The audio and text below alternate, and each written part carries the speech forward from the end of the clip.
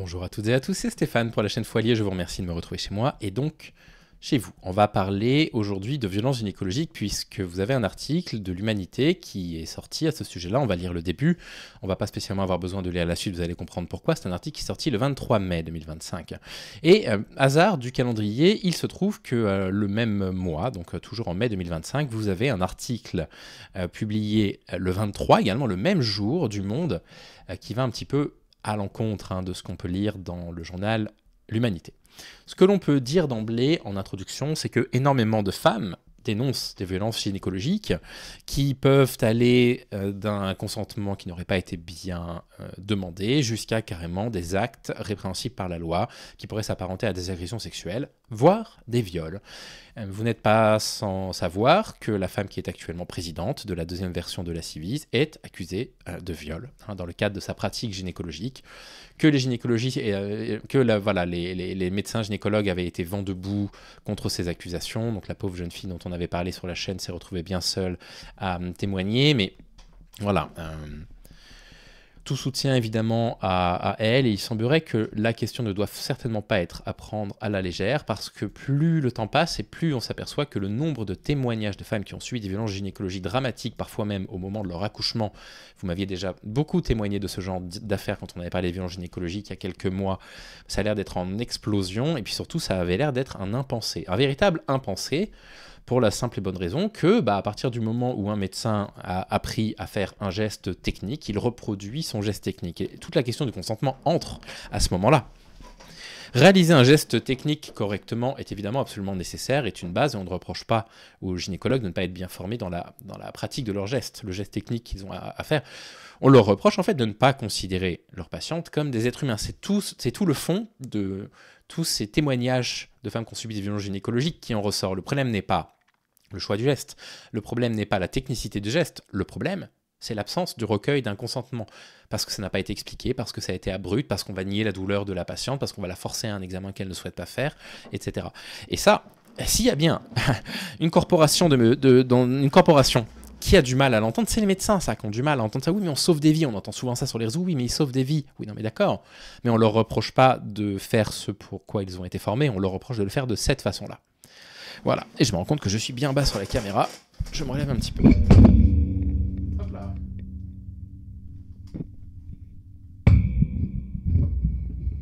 J'ai cassé. Et c'est réparé.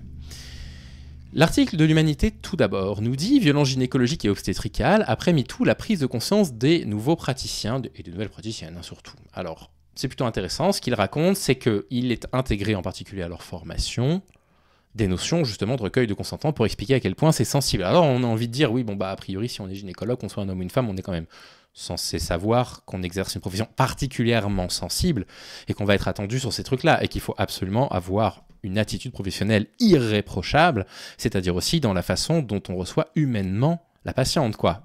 Mais maintenant c'est dans l'information.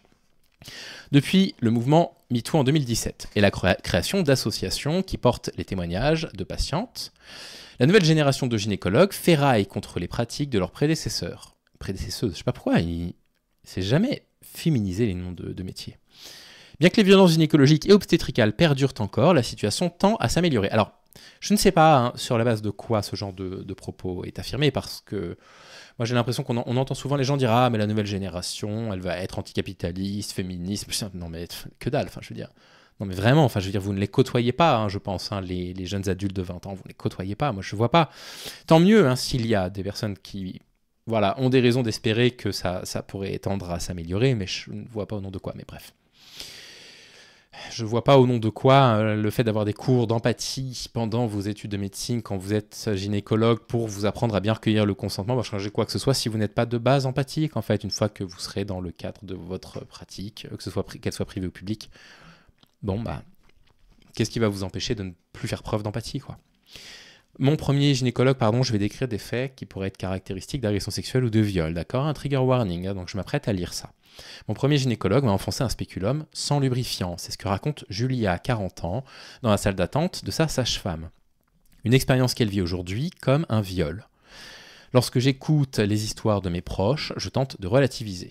L'une de ses amies lui a raconté qu'un médecin a procédé au point du mari après son accouchement avec épisiotomie.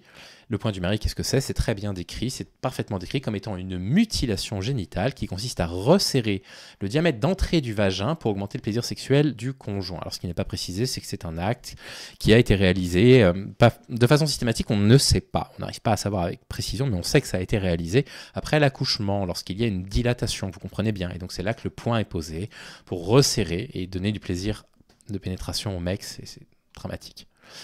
Les violences gynécologiques et obstétricales existent encore, affirme Julia, mais nous sommes sur la bonne voie. J'ai l'impression que la nouvelle génération de gynécologues se préoccupe davantage de notre consentement. C'est une impression. Je ne dis pas qu'elle est fausse, je dis c'est une impression. Lors de ses dernières consultations, son praticien lui a expliqué que si elle ne souhaitait finalement pas être auscultée, ce serait pour une prochaine fois. La démarche est bienveillante et rassurante, je me suis senti en confiance pour la première fois de ma vie, c'est comme s'il y avait une prise de conscience des praticiens. Alors on aimerait savoir pour combien de temps, jusqu'à ce que les gynécologues qui passent devant la justice ne soient pas condamnés et que le sentiment d'impunité se rematérialise et se reproduise encore et encore. Et encore, je n'ai pas accès à la suite de l'article, mais ce qui m'a paru curieux, et la raison pour laquelle je voulais vous le lire, c'est que le jour même sortait dans Le Monde ceci. Un gynécologue devant la justice accusé de viol par 92 femmes. Et là, il est écrit une affaire d'une ampleur exceptionnelle et beaucoup d'interrogations. Et je doute de cela, très sincèrement.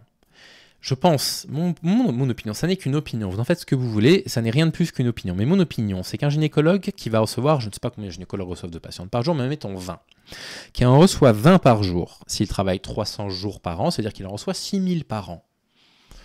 Je me demande si un gynécologue qui ne fait pas très attention au consentement de l'autre, si tous les gynécologues ne violentent pas 92 patients par an, pas dans leur carrière, sur 6000... si vous n'avez pas été formé à recueillir le consentement et que vous n'êtes pas quelqu'un de naturellement empathique, malheureusement, ce chiffre-là n'est peut-être pas si élevé que ça, et donc c'est peut-être pas aussi exceptionnel, loin de là.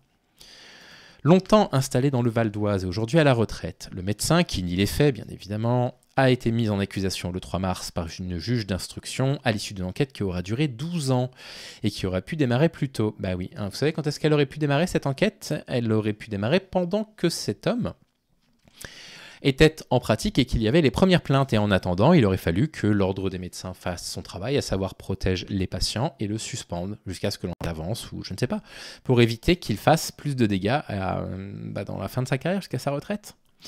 92 victimes potentielles de viol, présumées plutôt que potentielles, parfois durant plusieurs années, 25 d'agressions sexuelles, 74 femmes parties civiles, un médecin accusé et beaucoup de questions.